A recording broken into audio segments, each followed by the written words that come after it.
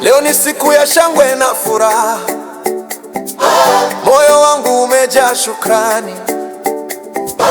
Nilipitia njia ngumu sana, lakini sasa naona mkono wako.